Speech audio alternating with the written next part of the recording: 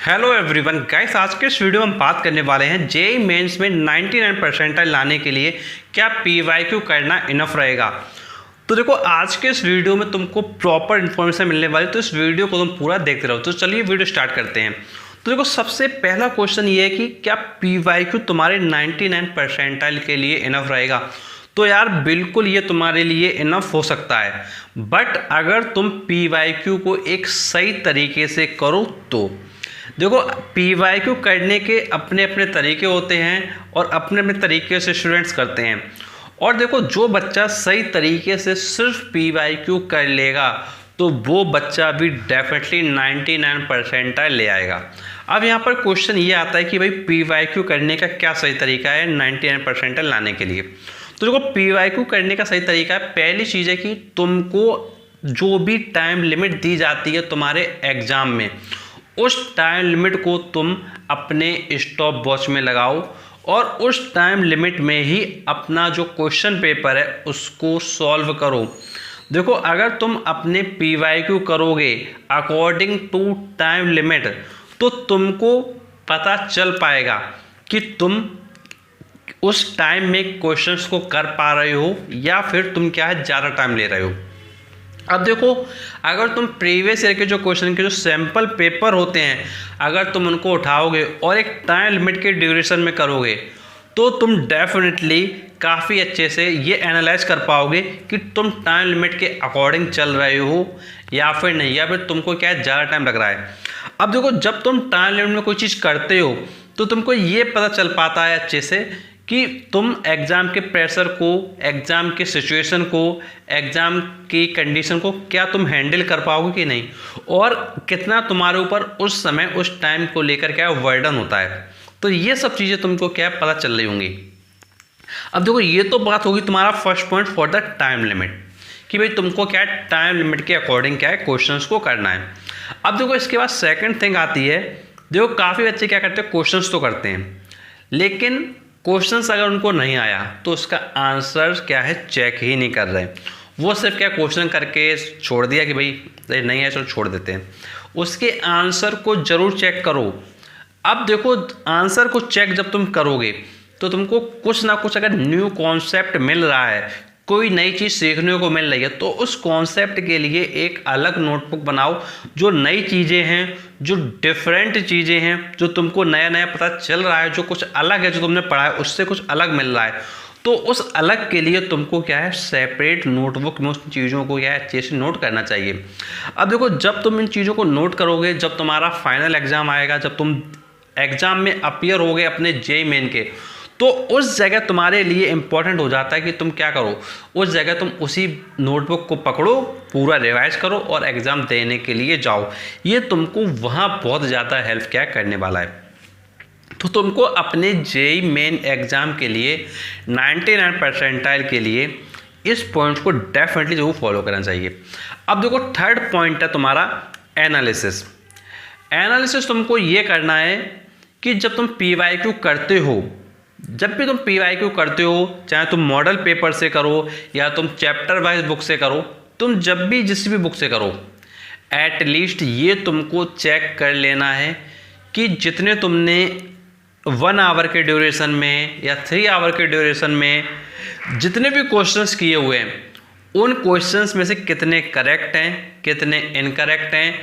अगर तुम negative marking करते हो तो तुम्हारे फाइनल मार्क्स क्या आ रहे होंगे, ये तुमको जरूर चेक करना है। अब ये एनालिसिस करने से तुमको क्या मिलेगा, ये तुम्हारे माइंड में आ रहा होगा कि भाई एनालिसिस कर ले क्या मिल जाएगा इससे हमको। तो देखो, पॉइंट नंबर 4 से को तुमको जरूर ध्यान रखना चाहिए। तो एनालिसिस करने का तुमको क्या करना है, तुमको पॉइंट नंबर 4 पे आना है। पॉइंट नंबर 4 तुम्हारा कट ऑफ। तुमको ये चेक करना है कि जो कट ऑफ जाती है तुम्हारे जेईई मेन एग्जाम के लिए वो कितनी जाती है। तुम्हारी जो कट ऑफ है वो एनआईटी के लिए क्या है, आईआईटी के लिए क्या है। जब तुम ये चीज़ें चेक करोगे तब तुमको पता चल पाएगा कि भाई तुमको इतने नंबर लाने चाहिए थे लेकिन तुम्हारे इतने नंबर आए हुए हैं। और देखो, तुमको ऑलरेडी मैंने एनआईटी के लिए, आईआईटी के लिए ऑलरेडी वीडियो दिया है कि भाई कितने मार्क्स पर तुमको आईआईटी मिलेगा, कितने मार्क्स पर तुमको एनआईटी मिलेगा। तो सब कुछ तुमको ऑलरेडी चैनल पे दिया जा चुका है। तो तुम प्लेलिस्ट में जाकर विजिट करके देख सकते हो और तुम प्रॉपरली सारी चीज़ें समझ पाओगे। तो देखो इम्पॉर्टेंट है ये कि तुम एनालिसिस करने के बाद कट ऑफ को जो देखो कि भाई तुमको NIT कितने मार्क्स में मिल रहा होगा, तुमको IIT कितने मार्क्स में मिल रहा होगा और तुम किस तरीके से अब आगे इम्प्रूव कर सकते हो, ये भी जरूर फोकस करो। अब देखो कुछ बच्चे होंगे जिनके मार्क्स नहीं आ रहे होंगे for the IIT for the NIT, तो भाई घबराने की आवश्यकता नहीं है। अब तुमको अपने प्रिपरेशन में फोकस करने की आवश्यकता है। अब देखो इसके बाद देखो 5th पॉइंट तुमको ये ध्यान रखना है कि जब तुम ये सारी चीज़ें कर लेते हो तो देखो ये जो भी तुमने क्वेश्चन पेपर किए हुए हैं इनकी एक लिमिट सेट करो कि भाई तुमको क्या है 30 सेट करने हैं या तुमको 40 सेट करने हैं, तुमको 50 सेट करने हैं। और इस तरीके से तुम क्या है लिमिट सेट करो कि भाई तुम्हारा जो रिवीजन है उन क्वेश्चंस का एटलीस्ट 3 टाइम्स हो जाए, एटलीस्ट 3 टाइम्स, कम से कम 3 बार तुम्हारा क्या रिवीजन हो जाए। देखो इसलिए मैं तुमसे बस एक बात यही कहूँगा कि तुम देखो प्रीवियस ईयर क्वेश्चन के लिए तुम्हारी सबसे लिए जो बेस्ट होता है वो होता है तुम्हारा सैम्पल पेपर, उससे करो, वो सबसे बेस्ट होगा। अगर तुम सिर्फ क्या करते हो जैसे तुमने क्या चैप्टर वाइज बुक ले ली, तो भाई चैप्टर वाइज बुक में क्या होता है कि नंबर ऑफ क्वेश्चन बहुत ज़्यादा होते हैं और जब तुम्हारे पास नंबर क्वेश्चन बहुत ज़्यादा होते हैं तो यार उनको कर पाना पॉसिबल नहीं हो पाता है। बच्चे बुक को ले लेते हैं, सोचते हैं करेंगे, लेकिन कुछ चैप्टर्स करते हैं फिर आगे के चैप्टर क्या है जैसे कि तैसे पड़े रहते हैं।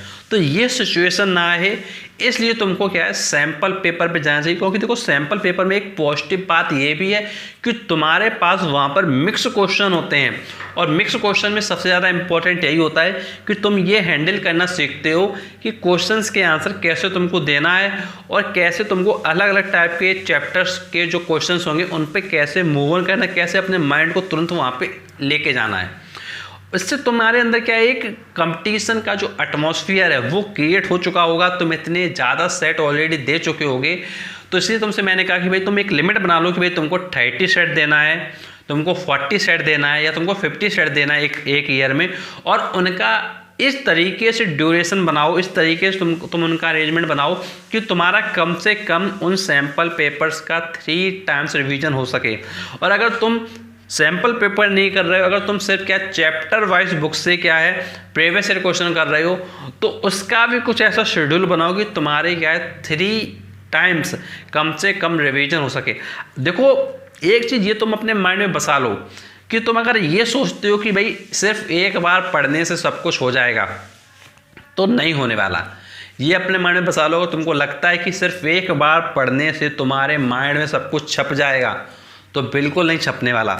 कम से कम तुमको 3 बार जब रिवीजन दोगे तब तुम एक्सपेक्ट कर सकते हो कि भाई तुम्हारे माइंड में क्या छपेगा। और अगर तुम्हारी कंडीशन वीक है, तुम चीज़ों को जल्दी नहीं कैप्चर कर पाते हो, तो भाई तुम क्या है कम से कम 5 बार रिवीजन दो।